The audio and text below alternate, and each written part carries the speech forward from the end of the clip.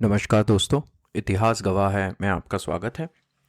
पिछले एपिसोड में हमने, जैसा कि मैंने पिछले एपिसोड में ही कहा, एक बहुत ही सेंसिटिव टॉपिक पे डिस्कशन शुरू किया और वो सेंसिटिव टॉपिक है कम्युनलिज्म। और हमने डिस्कस किया कि कैसे communalism rose along with nationalism as a parallel thread and ultimately led to the division of our country। और हमने समझा कि कम्युनलिज्म की डेफिनेशन क्या होती है, और इस पे मैं फिर से एक बार बहुत जोर देना चाहूँगा कि जो राष्ट्रवाद होता है, नेशनलिज्म, वो एक स्पिरिट होती है जो डिविजन्स खत्म करके हमें एक राष्ट्रीय आइडेंटिटी से जोड़ देता है। हम जब कहते हैं कि हम राष्ट्र की बात कर रहे हैं तो जो छोटे छोटे डिवाइड्स होते हैं, कास्ट, क्रीड, जेंडर, रिलीजन, इन डिवीजन से ऊपर उठ के जब हम सोचते हैं तो हम एक राष्ट्र के बारे में सोचते हैं और उसे राष्ट्रवाद कहा जाता है। और हमने देखा, इस पूरी सीरीज में हम देख रहे हैं कैसे राष्ट्रवाद का भारत में उदय हुआ और फिर यह बहुत ज़्यादा प्रबल होते गया, स्ट्रांग होते गया। But at the same time हमने डिस्कस करना शुरू किया कि कैसे इसके अलोंग एक कम्युनल थ्रेड भी डेवलप हुआ, एक कम्युनलिज्म का थ्रेड डेवलप हुआ, संप्रदायवाद का उदय हुआ। और फिर हमने यह समझा कि सांप्रदायिकता या संप्रदायवाद क्या है, और हमने देखा कि जब कोई भी संप्रदाय या कोई भी ग्रुप अपने नॉन रिलीजियस इंटरेस्ट को, जैसे economic interest, political interest, social interest को भी रिलीजन के अम्ब्रेला के अंडर लाके देखने लगता है, तो हम उसे सांप्रदायिकता कहते हैं। क्योंकि हमने समझा कि बहुत बार economic interest, political interest, social interest, हमने किसान और जमींदार का एक एग्जाम्पल लेके भी समझा था कि सेम रिलीजन में भी लोगों के अलग अलग इकोनॉमिक इंटरेस्ट हो सकते हैं और डिफरेंट रिलीजन के भी सेम इकोनॉमिक इंटरेस्ट हो सकते हैं। तो इस तरीके से हमने देखा कि जब भी आप किसी भी नॉन रिलीजियस इंटरेस्ट को रिलीजियस इंटरेस्ट के साथ जोड़ के देखने लगते हैं, जब आप ये कहने लगते हैं कि कोई एक कम्युनिटी है, उसके सारे हित उसके धार्मिक हितों से ही जुड़े हुए हैं, तो हम उसे संप्रदायवाद की डेफिनेशन कह सकते हैं और उसे कम्युनलिज्म कहते हैं। फिर हमने यह भी समझा कि इसका जन्म कैसे हुआ, हु प्लेड व्हाट रोल, और कैसे जाने अनजाने में यह थ्रेड स्ट्रांग होते गया। और इसमें हमने देखा कि जो हमारा social and religious reform movement था, उसमें जो पुनरुत्थानवादी और परंपरावादी तत्व था, उसने क्या रोल प्ले करा, उसने यह कैसे एक एक जो सेपरेट आइडेंटिटीज का जो एक नोशन ले आए।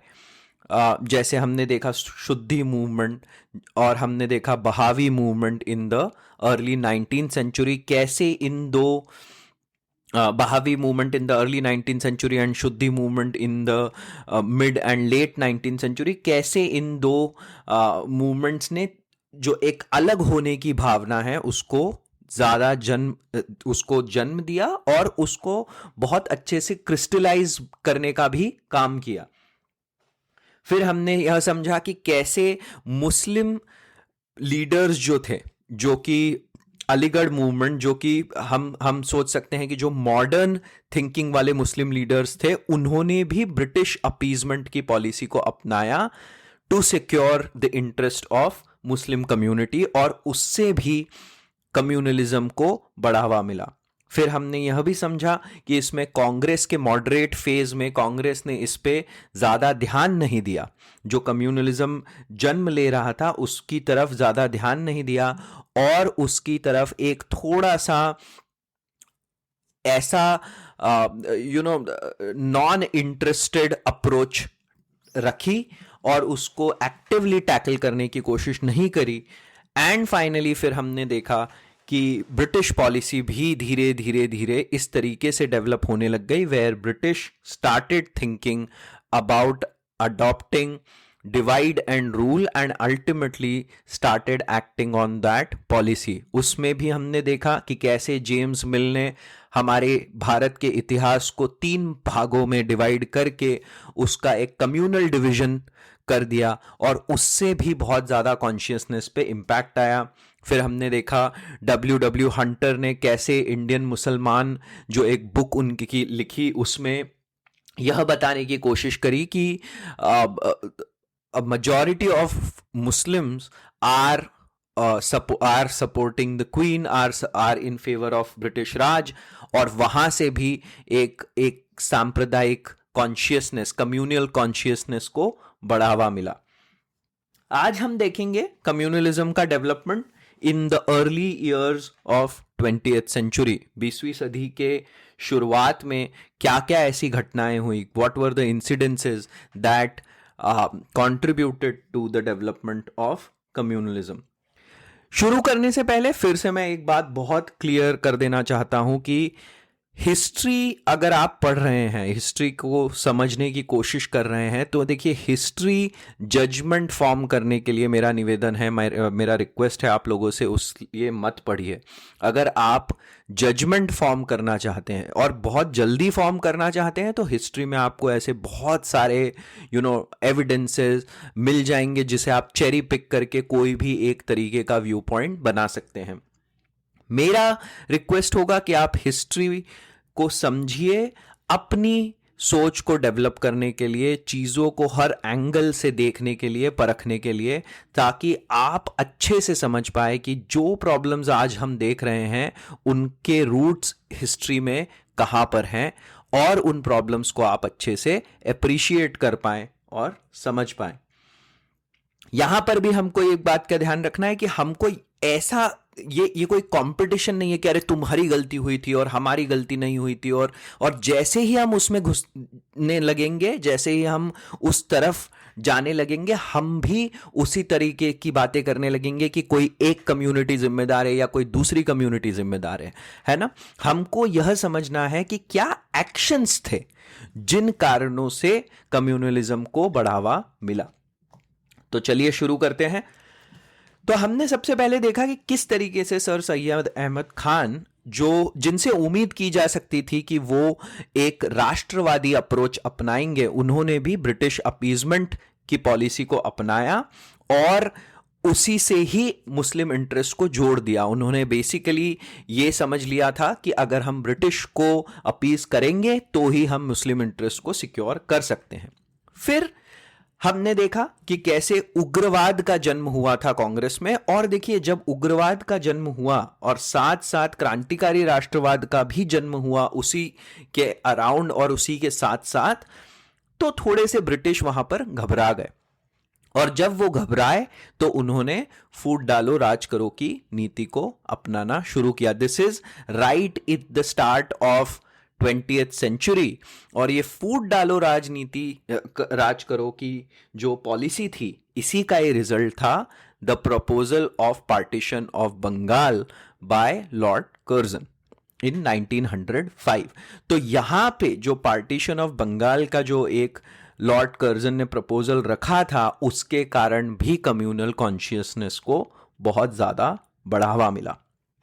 एक और बात बहुत अच्छी समझने की है, हमने बहुत अच्छे से डिस्कस किया था रेवोल्यूशनरी नेशनलिज्म, क्रांतिकारी राष्ट्रवाद, और कांग्रेस के उग्रवादी चरण को भी हमने डिस्कस किया था, और इससे राष्ट्रवादी चेतना को तो बहुत ज्यादा बढ़ावा मिला, बहुत ज्यादा सपोर्ट मिला, बट साथ साथ ही हमको यह समझना चाहिए कि इसके जो पुनरुत्थानवादी एलिमेंट्स थे, जो भारत के गौरव को एकदम पीछे जाकर वापस लाने की बात करते थे, उन्होंने कहीं ना कहीं भी कम्युनलिज्म के एक भावना को जन्म दिया। फॉर एग्जाम्पल भारतेंदु हरिश्चंद्र, जिन्हें मॉडर्न हिंदी लिटरेचर का, he is called as father of modern Hindi literature, उन्होंने मुगल्स को कॉलेरा, हैजा से कंपेयर किया और ब्रिटिश को लेप्रेसी से कंपेयर कर डाला। अब देखिए, जब आप ऐसे कंपैरिजन करेंगे तो आप उस कॉन्शियसनेस को सपोर्ट कर रहे हैं कि कोई एक स्पेसिफिक कम्युनिटी इस देश के लिए सही नहीं है। वैसे ही बहुत इसी इसी समय पे, अब जैसे आप कहेंगे शिवाजी को देशी और मुसलमानों को विदेशी, जब भी आप ऐसा बोलेंगे तो आप खुद ही उस कॉन्शियसनेस को जन्म दे रहे हैं जहां एक कम्युनिटी अपने आप की आइडेंटिटी को यहां से कनेक्टेड फील नहीं कर पाएगी। और ऐसा आप खुद सोचिए, मतलब ऐसा शिवाजी की सेना में हमें पता है कि शिवाजी ने शायद खुद ही ऐसा भेदभाव नहीं सोचा होगा। अगर आप जानते हैं, जैसे दरिया सारंग जो ऑफिसर थे शिवाजी की नेवी में, सिद्दी इब्राहिम जो उनके आर्टिलरी चीफ थे, सिद्दी हिलाल जो उनके कैवलरी ऑफिसर थे, काजी हैदर जो उनके एडमिनिस्ट्रेशन में जज की भूमिका निभा चुके थे। तो हम देखते हैं कि ऐसा शायद नहीं था कि ये देशी और विदेशी वाला जो एक डिफरेंस है, बट इससे भी कम्युनल कॉन्शियसनेस को बढ़ावा मिला, सांप्रदायिक चेतना को बढ़ावा मिला। दूसरा कारण क्या था जो हमने समझा, कि ब्रिटिश राज को सपोर्ट करने वाले मुस्लिम लीडर्स ये एक और रीजन बने इस कम्युनलिस्टिक टेंडेंसी कॉन्शियसनेस को बढ़ावा देने के लिए। तो ये कौन थे ये लीडर्स? तो जैसे हम देखते हैं नवाब सलीमुल्लाह जो ढाका की नवाब फैमिली में जन्मे थे, उन्होंने पहले तो सेपरेट रिप्रेजेंटेशन की बात करी। He was a big supporter of partition of Bengal. Then Aga Khan was another leader. Mohsin ul Mulk जो एक की लीडर थे अलीगढ़ मूवमेंट के, बहुत क्लोज एसोसिएट थे सर सैयद अहमद खान के, और ऐसे कहते हैं उनके उत्तराधिकारी भी थे, हिज सक्सेसर, पॉलिटिकल सक्सेसर। और इन्हीं मोहसिन उल मुल्क ने 1906 में एक 35 मेंबर डेलीगेशन, जिसे शिमला डेलीगेशन कहा गया, which was presided by Aga Khan. This Shimla delegation met Lord viceroy Lord Minto in 1906, और इन्होंने बेसिकली ये प्रपोजल रखा कि भारत में जो ब्रिटिश राज है उसमें मुस्लिमों ने एक बहुत ऐतिहासिक भूमिका निभाई है, and then they demanded a separate electorate to Lord Minto, जिसमें उन्होंने ये बोला कि हमें इंक्रीज्ड रिप्रेजेंटेशन चाहिए at central and provincial level. They also asked for reservation of seats in government services, local bodies and educational institute. फिर उन्होंने separate representation for Muslim landlords की भी बात करी, और ये भी कहा कि जो रिप्रेजेंटेशन होना चाहिए वो प्रपोर्शन ऑफ पॉपुलेशन से ना होकर ज्यादा होना चाहिए। So the representation should be greater than the proportion of Muslims in the population. सो ये सब उन्होंने ऐसी मांगे रखी थ्रू शिमला डेलीगेशन। अब देखिए इसका लिमिटेशन क्या है। इसका लिमिटेशन सबसे बड़ा तो ये था कि ये Shimla delegation was not representing the common Muslims, right. It was a group of elites and zamindars, और बहुत जो रिच लोग थे उनका ये एक ग्रुप था। तो फिर हम देखते हैं वही जो मैं बात कहने की कोशिश कर रहा हूं कि आपने इसे धर्म से जोड़ दिया, but with in that religion also people have separate economic and social and political interest. तो ये ग्रुप ही ऐसा रिप्रेजेंटेटिव नहीं था। दूसरा, ऐसा कहा जाता है, मतलब संभवतः ऐसा हुआ है कि इस शिमला डेलीगेशन के पीछे बहुत ज्यादा ब्रिटिश एनकरेजमेंट भी था, क्योंकि तब तक ब्रिटिश ये समझ चुके थे कि फूट डालो राज करो की नीति नहीं अपनाई तो नेशनल मूवमेंट और स्ट्रांग होते चले जाएगा। फिर 1906 में ही इमीडिएटली मुस्लिम लीग का फॉर्मेशन हो जाता है ढाका में, and same leaders Nawab Salimullah, Aga Khan and Mohsin ul Mulk play a role in the formation of Muslim League in December of 1906। देखिए, अक्टूबर 1 1906 को शिमला डेलीगेशन और दिसंबर 1906 में formation of Muslim League, and right from the start Muslim league adopts an approach of supporting British policies and at every step tries to oppose Congress. तो अब यहां पर आप देखिए इस तरीके का एक डिवाइड होने लग गया कि Muslim League is representing the Muslim interest and Congress by that design started becoming a party that seemed to be representing non-Muslim interest in the national movement. और यही बहुत बड़ी गड़बड़ी थी, क्योंकि ऐसा नहीं था कि कांग्रेस में यह हिंदू मुस्लिम वाला डिवाइड था, बट ऐसा अब होने लग जाएगा फ्रॉम दिस पॉइंट ऑनवर्ड्स। और इसी कॉन्टेक्स्ट में हम समझेंगे the Morley Minto reform of 1909, जिसे इंडिया काउंसिल्स एक्ट ऑफ 1909 भी कहा जाता है। तो बेसिकली जो शिमला डेलीगेशन ने जो डिमांड्स रखी थी उसमें से कुछ डिमांड्स को एक्सेप्ट कर लिया जाता है।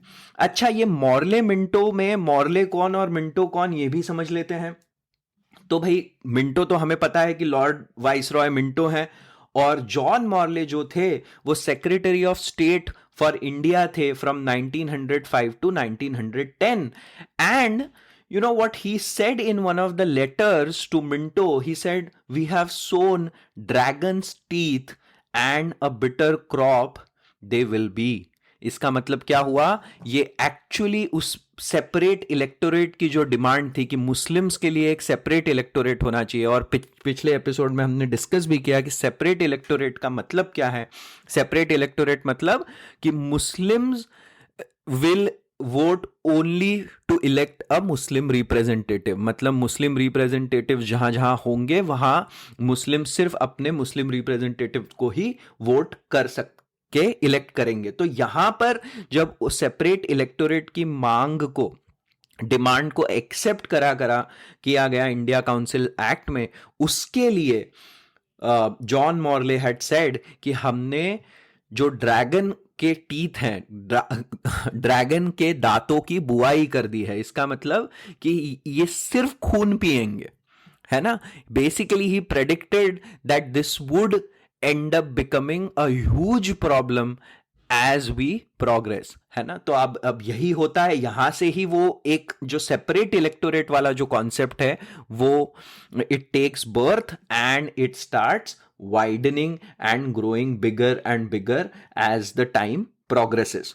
और क्या हुआ है मॉर्ले मिंटो रिफॉर्म में? तो उसमें क्या होता है कि expansion of legislative council to 69 members, जिसमें से 37 आर गवर्नमेंट मतलब British members and 32 are non government, जिसमें से 27 members are elected and 14 members are special interest group. इन 14 members of special interest group में 8 मेंबर्स आर मुस्लिम मेंबर्स, और यहीं पर ही ये 8 members become a part of that separate electorate that they will be elected by voting from the Muslim population in India।